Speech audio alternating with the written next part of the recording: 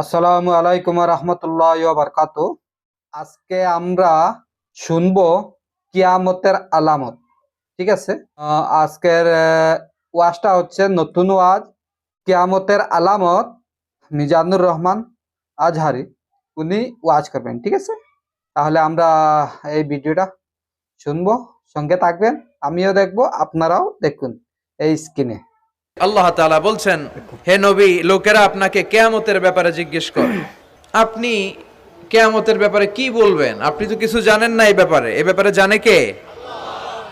বিশ্বনবী যখন মক্কার জমিনে কিয়ামতের ব্যাপারে বারবার মক্কার লোকদেরকে সাবধান করতে শুরু করলো যে এই দিন দিন না, আরো দিন আছে, এই দিনটাই দিন নয়, বিশাল একটা জগৎ পড়ে আছে, সেটা শুরু হবে কিয়ামত দিয়ে, সব লন্ডভন্ড হয়ে যাবে। তখন লোকেরা বিশ্বনবীর জিজ্ঞেস করতে শুরু করলো, মুহাম্মদ সাল্লাল্লাহু, এই যে তুমি কিয়ামতের কথা বলো, এটা কবে হবে? ইয়াসআলুনাকা আনিস সাআতি আইয়ানা মুরসাহা ফীমা আনতা মিন যিকরাহা ইলা রাব্বিকা মুনতাহাহা। সুবহানাল্লাহ পড়েন।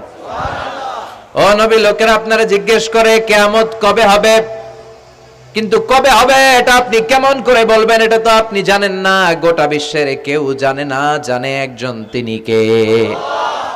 They are asking about the day of resurrection. People are asking you about Qiyamah. Who are you to talk anything about it? Only Allah has the final word regarding Qiyamah. ও নবী, লোকেরা আপনারা কিয়ামত কবে হবে খালি ধরে জিজ্ঞেস করে, তো এই ব্যাপারে আপনি কথা বলবেন কি করে? এই ব্যাপারে কোনো জ্ঞান তো আমি আপনাই দেইনি। কিয়ামত কবে হবে এটা জানি শুধুমাত্র আমি আল্লাহ। চিল্লায় বলেন ঠিক কিনা? বিশ্বনবী মক্কায় কিয়ামতের ঘোষণা দিলেন। বিশ্বনবী বললেন, এই পৃথিবী এরকম থাকবে না, সব ভেঙে চুরে খান খান হয়ে যাবে। আল কারিআতু মাল কারিআতু ওয়া মা আদরাকা মাল কারিআহ। বিকট একটা আওয়াজ হবে, ইসরাফিল যখন সিংহায় ফুৎকার দিবে, গোটা বিশ্বটারে মেসাকার করে দিবে কে? আবার বিশ্বনবী শোনাতে লাগলেন, ইযা জুলজিলাতিল আরদু জিলজালাহা ওয়া আখরাজাতিল আরদু আসকালাহা। বিশ্বনবী বললেন, সেদিন পৃথিবীটা কেঁপে উঠবে, মহা ভূমিকম্প হবে। জমিনের ভেতরে যা আছে, তেলের খনি, গ্যাসের খনি, স্বর্ণের খনি, সবকিছু জমিনটা বমি করে বের করে দিবে। আবার বিষ্ণু বলতে লাগলেন, ইদা রুজ্জাতিল আরদু রাজ্জাও ওয়া বুসাতিল জিবালু বাসসা। সুবহানাল্লাহ পড়েন। জমিনটা কেঁপে উঠবে, পাহাড়গুলো ভেঙে চুরে দুমড়ে মুচড়ে যাবে, গোটা বিশ্বটা কেঁপে উঠবে, সাগরের বুকে দাউ দাউ করে আগুন জ্বলবে। সেই দিনটা হচ্ছে কিয়ামতের দিন। বিশ্বনবীর মুখ থেকে বারবার বারবার বারবার এই কিয়ামত কিয়ামত শুনতে শুনতে কাফেরদের মনের ভিতরে ভয় ঢুকে গেছে। কাফেররা মনে মনে কয়, এই মুহাম্মদের তো কোনোদিন মিথ্যা কথা বলতে শুনি নাই। শুনছে? বিশ্বনবী ওনার পুরো জীবনে একটি মিথ্যা কথা বলেছেন, একটি অসত্য কথাও তিনি বলেছেন। ওদের মনের ভিতরে ভয় ঢুকে গেছে, কিরে মুহাম্মদ যা বলে তাই তো হয়। এই যে মুহাম্মদ বারবার বারবার কিয়ামতের কথা বলতেছে, যদি সত্য হয়, যদি, চলো মুহাম্মদের জিজ্ঞেস করি যে এই যে কিয়ামতের কথা তুমি বলো, এটা কবে হবে? সুবহানাল্লাহ পড়বেন না? সবাই এসে জিজ্ঞেস করলো, মুহাম্মদ তুমি তো মিথ্যা বলো না, তুমি সত্যবাদী আর সাদিকাল আমিন, তুমি বলো কিয়ামত হবে, আমাদের জানতে বড় মন চায় কিয়ামত যে হবে, কিয়ামতটা কবে হবে? আল্লাহ তখনই আয়াত নাজিল করে বললেন, নবী ওরা জিজ্ঞেস করে কিয়ামত কবে হবে, কিন্তু আপনি বলবেন কেমনে? বলতে পারে একজন, তিনি কে? ইন্নাস সাআতা লাআতিয়াতুন লা রাইবা ফিহা ওয়ালাকিন্না আকসারান নাসি লা ইউমিনুন। আল্লাহ বললেন কিয়ামতটা হবেই হবে, এতে কোনো সন্দেহ নাই। সন্দেহ আছে নাকি? এটা কিন্তু ঈমানের সাথে সম্পৃক্ত। কিয়ামত যে হবে, আমাদের কারো সন্দেহ আছে? কারো সন্দেহ নাই। কারো কি এমন ক্ষমতা আছে যে কিয়ামতকে আটকায় দিবে? বলেন। পৃথিবীর কোন প্রধানমন্ত্রী, প্রেসিডেন্ট, পুলিশ প্রধান, র্যাবের প্রধান, বিডিআর, সেনাবাহিনী, Donald Trump, Barack Obama, George W Bush, Vladimir Putin, Narendra Modi, পৃথিবীর কেউ এই কিয়ামতকে আটকায় রাখতে পারে? অসম্ভব। কিয়ামত হবেই, কেউ কিয়ামতকে ঠেকায় রাখতে পারবে না। এটা হবে, কিন্তু কবে হবে কেউ জানে না, একজন ছাড়া, তিনি কে? ইন্নাল্লাহা ইনদাহু ইলমুস সাআহ, আল্লাহর কাছে আছে এই কিয়ামতের জ্ঞান, কেউ এই জ্ঞান রাখে না। সাইয়েদনা জিবরাইল বিশ্বনবীকে একবার প্রশ্ন করলেন, ইয়া রাসূলুল্লাহ সাল্লাল্লাহু আলাইহি ওয়াসাল্লাম, মাতাস সাআহ, এই যে আপনি কিয়ামতের কথা বলেন, এই কিয়ামতটা কখন হবে? বিশ্বনবী বললেন, মাল মাসউলু আনহা বিআলামা মিনাস সাইল। ও জিবরাইল, তুমি যেমনি জানো না আমিও জানি না। সুবহানাল্লাহ পড়েন। যারা জিজ্ঞেস করা হয়েছে সে জিজ্ঞাসাকারীর চেয়ে ভালো জানে না, মানে তোমার যা দশা আমারও একই দশা, তুমিও জানো না আমিও জানি না, তো জানে কে? আবার এক সাহাবী বললেন, ইয়া রাসূলুল্লাহ মাতাস সাআ, কিয়ামত কবে হবে? বিশ্বনবী কোনো উত্তর না দিয়ে আবার সাহাবীরে প্রশ্ন করলেন, বললেন, ওয়া মাযা আ'দাতা লিস সাআ, কিয়ামত কবে হবে জানার জন্য পাগল হলে কেন? কিয়ামতের জন্য তুমি কি প্রস্তুত করে রেখেছো? সাহাবী বলে, মা আ'দাতু লাহা শাইআন ইয়া রাসূলুল্লাহ, ইয়া রাসূলুল্লাহ আমি কিয়ামতের জন্য কিছুই প্রস্তুত করতে পারি নাই, ইল্লা আন্নী উহিব্বুল্লাহ ওয়া রাসূলুহু, তবে একটা জিনিস আছে, সেটা কি? সেটা হচ্ছে আমি আল্লাহরে আর আল্লাহর রাসূলরে বড় ভালোবাসি। বিশ্বনবী বললেন, ফা ইন্নাকা মা আমান আহবাবতা, তুমি তো ভালো জিনিসে জোগাড় করেছো, জেনে রাখো তুমি যাদেরকে ভালোবাসো কিয়ামতের দিন জান্নাতে ঢুকে কিয়ামতের পরে জান্নাতে তাদের সাথেই তুমি থাকবা। যার সাথে যার ভালোবাসা তার সাথেই তার জান্নাত। চিল্লায় বলেন ঠিক কি না? তাহলে বোঝা গেল এই কিয়ামত হবেই, এই কিয়ামতরে কেউ ঠেকায় রাখতে পারে না। আর কিয়ামত কবে হবে এটা কেউ জানেও না, এমনকি জিবরাইলও জানতেন না। সাইয়েদনা জিবরাইল, এমনকি বিশ্বনবী মুহাম্মদ রাসূলুল্লাহ সাল্লাল্লাহু আলাইহি ওয়াসাল্লামও জানতেন না, জানে শুধু একজন, তিনি কে? কিন্তু অনেকে দেখবেন ইদানিং কালে বলে ফেলে যে অমুক সালে কিয়ামত, আছে না নাই?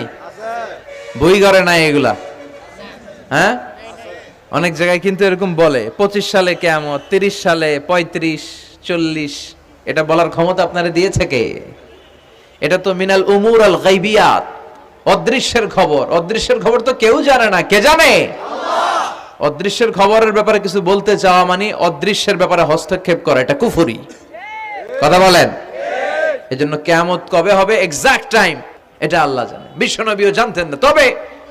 তবে বিশ্বনবী কিয়ামতের কিছু আলামত আমাদের সাথে শেয়ার করেছেন। হাদিসের পরতে পরতে, হাদিসের প্রামাণ্য কিতাবগুলোতে যখন আপনি পড়বেন, চ্যাপ্টারগুলোতে পড়বেন, বিভিন্ন জায়গায়, বিভিন্ন নসিহাতে, বিভিন্ন আলোচনায় বিশ্বনবী মুহাম্মদ রাসূলুল্লাহ তিনি বর্ণনা করেছেন যে কিয়ামতের আগ দিয়ে গোটা বিশ্বের, গোটা পৃথিবীর সামাজিক অবস্থা, রাষ্ট্রীয় অবস্থা, পারিবারিক অবস্থা এরকম হবে। কি কি আলামত বিশ্বনবী বলে গেলেন আমাদের জানার দরকার আছে না নাই? আমরাও কিন্তু অবাক করা কোনো কাণ্ড দেখলে বলে ফেলি এটা কিয়ামতের আলামত, বলি না? কথা বলেন। আমরা যদি বেহায়াপনা দেখি, বিশেষ করে ধর্মপ্রাণ মুরব্বী যারা আছে, এরা বেহায়াপনা দেখলে সহ্য করতে পারে না, এরা বলে এগুলো কিয়ামতের আলামত, আছে না নাই? কিয়ামতের আলামত। আমি এরকম দেখেছি যে একটা সন্তান মায়ের পেট থেকে ভূমিষ্ঠ হয়েছে, কিন্তু ওই সন্তানের মাথা দুইটা। কয়টা? আছে না নাই? তো এগুলো দেখলে আমরা কি বলি? কিয়ামতের আলামত। কিন্তু বিশ্বনবী কিয়ামতের আলামতের ব্যাপারে কি বললেন, আমাদের কি শোনালেন, জানতে মনে চায়? কথা বলেন, শুনতে মনে চায়? আসেন আজকের এই চমৎকার রজনীতে কিয়ামতের আলামতের ব্যাপারে, আলামাতুল কিয়ামা, আশরাতুস সাআহ, আস-সুগরা ওয়াল কুবরা, এগুলো আমরা জানার চেষ্টা করি। আপনি বিশ্বনবীর মুখনিসৃত এই বাণীগুলো যদি শোনেন যে কিয়ামতের আলামতের ব্যাপারে বিশ্বনবী কি বলেছে, শুনলে আপনার গা শিহরিয়ে উঠবে। আপনার মনে হবে বিশ্বনবী যেন এই একবিংশ শতাব্দীর দিকে তাকিয়ে তাকিয়ে বলে গিয়েছিলেন। মনে হবে যেন বিশ্বনবী বাংলাদেশের এই পরিবেশটা দেখে দেখে বলেছেন। প্রায় প্রতিটাই আমাদের সমাজের সাথে, আমাদের দেশের সাথে, আমাদের পরিবেশের সাথে খাপ খেয়ে যায়। কিয়ামতের আলামতগুলো দুই ভাগে বিভক্ত। একটু আওয়াজ করে উত্তর দিতে হবে, কয় ভাগ? একটা ছোট আলামত আর একটা বড় আলামত। চিল্লায় বলেন একটা, আর একটা, আবার বলেন একটা, আর একটা। বড় আলামত মোট 10টা। কয়টা? আল্লাহর মেহেরবানি 10টার একটাও প্রকাশ পায় নাই, একটাও প্রকাশ পায় নাই। কিন্তু কিয়ামতের ছোট আলামতগুলো অনেকগুলো আলামত, 30, 40, 35 এরকম হয়ে যাবে। এই ছোট আলামতগুলোর বেশিরভাগই আমাদের সমাজে প্রকাশিত হতে শুরু করেছে। যেগুলো হয় নাই এগুলো হওয়ার পথে, বেশিরভাগ সমাজে প্রকাশ পেয়ে গিয়েছে। আশরাতুস সাআ আস-সুগরা ওয়াল কুবরা। আমরা আজকে কিয়ামতের ছোট আলামত, the minor signs of the day of judgement, কিয়ামত আসার আগ দিয়ে কি কি ছোট আলামত আমাদের সমাজে দেখা যাবে, এগুলো নিয়ে আমরা কিছু কথা শুনবো। আওয়াজ করে পড়েন ইনশাআল্লাহ। উদ্দেশ্য হচ্ছে এগুলো জেনে আমরা সচেতন হব। কি হব? আমরা আখিরাতের ব্যাপারে সচেতন হব এবং নিজেদেরকে গড়ব এবং আমলের পরিমাণ এমন ভাবে বাড়াবো যাতে আমাদের আখিরাতটা সুন্দর হয়। ঠিক কিনা? আমাদের অনেকেরই এই ইখলাস জিনিসটার খুব অভাব। এটা নাই, এটার ঘাটতি। আমরা আল্লাহর কাছে কামনা করি, আল্লাহ তুমি আমাদের হৃদয় ইখলাস দিয়ে পরিপূর্ণ করো। আল্লাহুম্মা রযুকনা ইখলাস। আল্লাহ তুমি আমাদেরকে ইখলাসকে রিজিক হিসেবে দাও। এই ইখলাসের নামে কোরআনে একটা সূরাও আছে না নাই? সূরার নাম কি? কুল হুয়াল্লাহু আল্লাহুস লাম ইয়ালিদ ওয়া লাম ইয়াকুল লাহু। এখানে আল্লাহ তাওহীদের কথা বলেছেন, ইখলাসের কথা বলেছেন। এজন্য আমরা যেন ইখলাসের সাথে শুনি, ইখলাসের সাথে আমল করি। আল্লাহ তুমি তৌফিক দাও। ছেলে এই কথা আমরা মানতে হবে, কারণ হচ্ছে গিয়ে এই যে হুজুর বলছেন, কোরআনে ফার্স্টেই বলছেন কোরআনে খালি বরকত। ছেলে একদম একুরেট কথাটা, একদম ঠিক। কিসের জন্য বলছি? দেখুন, একজন হুজুরের বেতন কত? হুজুর বলো, মেসাব বলো, মৌলানা বলো, ওদের বেতন কত? এত বেশি থাকে না, ঠিক আছে? কিন্তু তারা থেকে আরো বেশি ভালো কাপড় চোপড় পরে, সব সময় আতর লাগিয়ে যেখানে যায় সব সময় ভালো কাপড়। আমরা রোজগার কত করি? আমাদের ইনকাম কত হয়? আমাদের ইনকাম 30,000, 50,000, 60,000, লাখ টাকা। আর হুজুরদের 6,000, 7,000, 10,000, 12,000, হাইয়েস্ট 15,000, বাস। তাহলে কিরকম বলবো আমরা বরকত আছে কিংবা নাই? ঘরে গেলে দেখা যায় ওরাও যা খাচ্ছে আমরাও তাই খাচ্ছি। তাহলে বরকত কোথায় থেকে নাই হলো? এর চাইলে কথাটা ঠিক। আজকাল তো সব দিকে শুনতে পাচ্ছি। নিউজ যখন দেখছেন, ভিডিও দেখছেন, তাহলে বুঝতে পারছেন।